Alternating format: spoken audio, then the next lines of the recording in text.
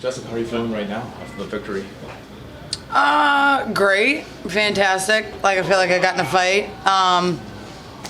I'm just really happy. We've made a lot's happened in my life, and this year has been a collective of a lot of bad years to like turn around to really have some amazing things happen. And I did it, my team did it, and the help of the fans and a lot of really cool media people that I see looking at that have always followed me, and then the ones that didn't follow me, I'll talk to you later. Is this the biggest win of your career, do you think?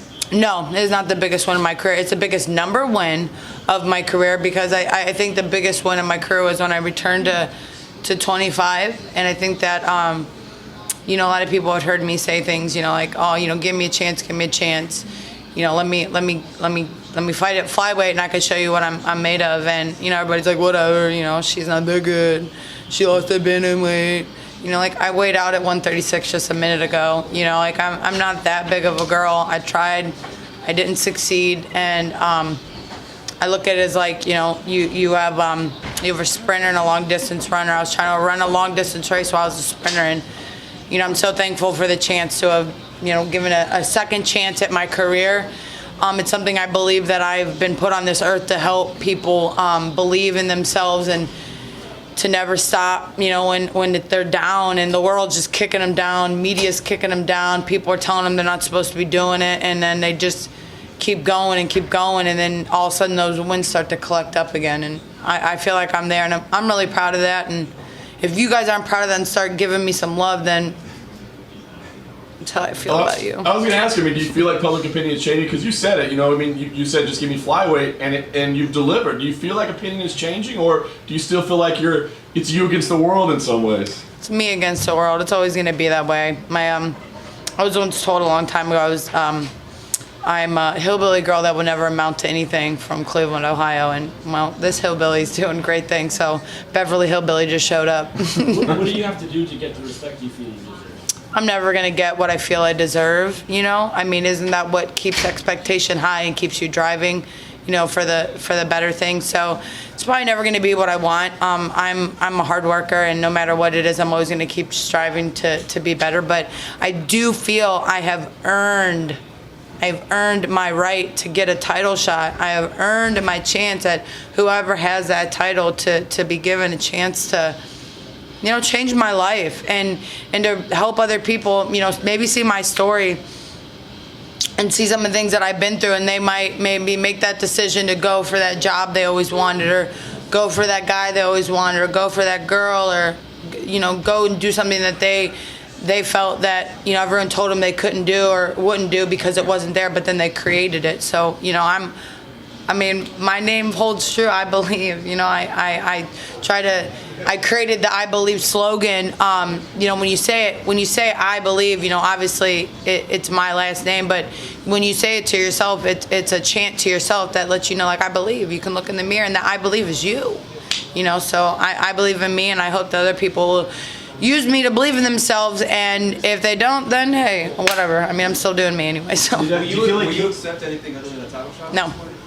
Just that. No, why? What? You guys help, all right? I do all the interviews. Anytime any of you have ever reached out to me, I am the kindest person. I know I'm a fighter, like that's what it is that I do, but like I have Shih Tzus at home. I love cooking. I'm a kind person, but it is a job to me, and I'm trying to change my life. I'm a single girl that pays all my own bills, and I've dedicated my full life to this. I need to make some money.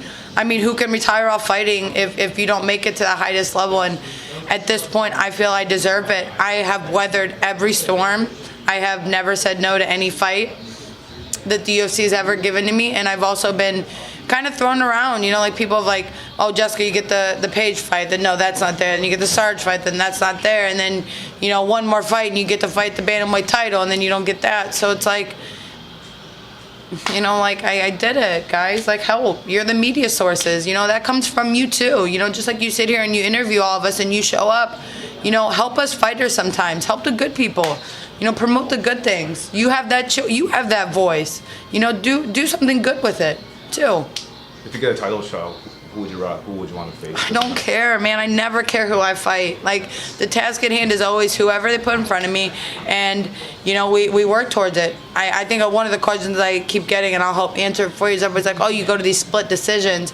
What about the way these girls are fighting me? No, they don't engage me. At what point have you seen in any of these fights that people don't, as soon as I put that, you know, my hands up and I give them that evil eye, that they start backing up?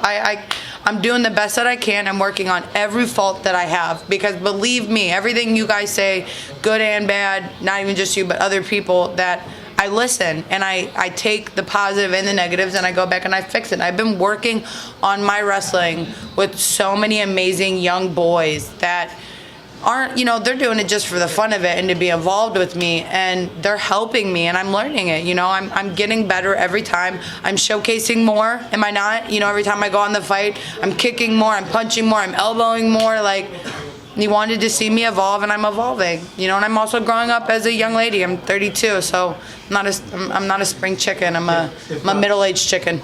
If Valentina wins tonight, how do you think stylistically you match up against her? I think we're different styles. I mean, again, you know, like, it's so hard to say that, because you always say, like, oh, so how do you style it? Like, we always talk about it leading up to it, then you get in the fight and you're like, wait a minute, they didn't do anything like we thought they were going to do, right? Like, because they go, wait a minute, she's a striker, so maybe I shouldn't do that. You know, if you time go blow for blow, it can be 50-50, you know, and I think this time Caitlin thought I was going to wrestle her, and she did a lot of backing up.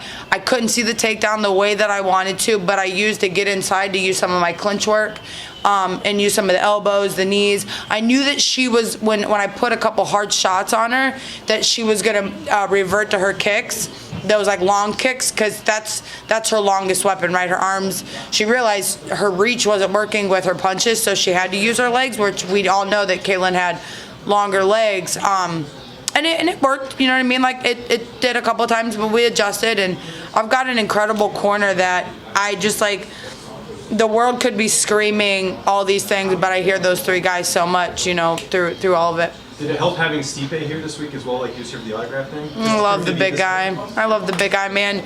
We started a journey when, you know, back in 2007 when MMA wasn't anything, and in this small little rinky-dink, you know, NAAFS in Cleveland, Ohio, and, you know, here's this big guy that's just killing people, and then here's, like, his, you know, best friend, you know, little girl that's like, what's this chick doing? Why is she fighting? So it's always good to see him here. I'm so proud of him, and he's such a great guy. And I heard him going into the second round, like, use that jab, and I was like, yep. Okay, I'm not using the jab enough, because Stipe wouldn't be yelling at me if I wasn't using something. So it always does. It's tough to hear back here. Did you call Joe Rogan out for staring at your butt? Well, yeah. I mean, man, how's you gonna look at my butt sometimes and never have me on your podcast and get some publicity out there for me? So yeah, man, if you're gonna look at my butt, at least bring me on your podcast and talk to my face. Your butt, yeah, don't you remember in the I think it was the Leslie Smith fight, maybe? I was unchanging, but back when you used to be able to wear your own stuff, right. And Joe was like, and that's when I was at 35, so I was a little bit extra thicker, so, I mean, it was definitely pretty funny. I think that's why he kind of laughed about it, because he was like, I did check her butt out once or twice. You think Joe will finally get you on the podcast? He better. I mean, I think so, because he definitely went over to my corner and gave them a high five, and then he started laughing at me, so, hey, you know, I thought it was funny. Is the plan still going forward to not have a manager? It seems like you like to be able to control your own destiny in that regard. It's kind of weird, right? Like, it's old school time. You guys, when my stitch is coming out. Yeah, you know, I don't know what's going to happen with me manager-wise. You know, like, I mean, I don't feel like I need someone in the MMA industry.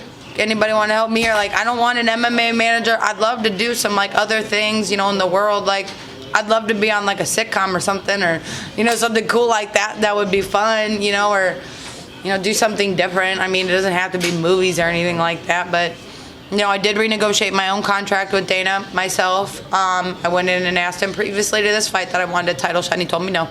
So, I mean, hey, at least I asked myself, and not paying someone 10% of my money to go ask the same question I can ask myself.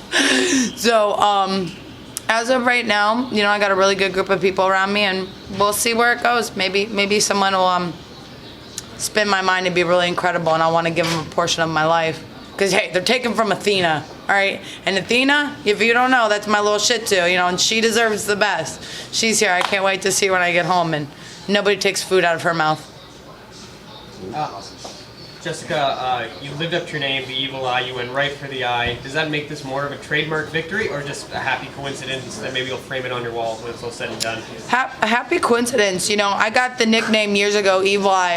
You know, obviously my last name being Eye, but evil was just like, they'd be like, man, Jessica, you're so sweet, but you in the cage, you're just so evil. And then, like, I learned I could do the eyebrow, and then they were like, you should call yourself Evil Eye. And I'm like, you know what? It fits. Because you can't, as a fighter, you can't give yourself your own name. Someone else has to give it to you, so my team gave me it. Thank you. Thanks, guys. Okay. Thank you.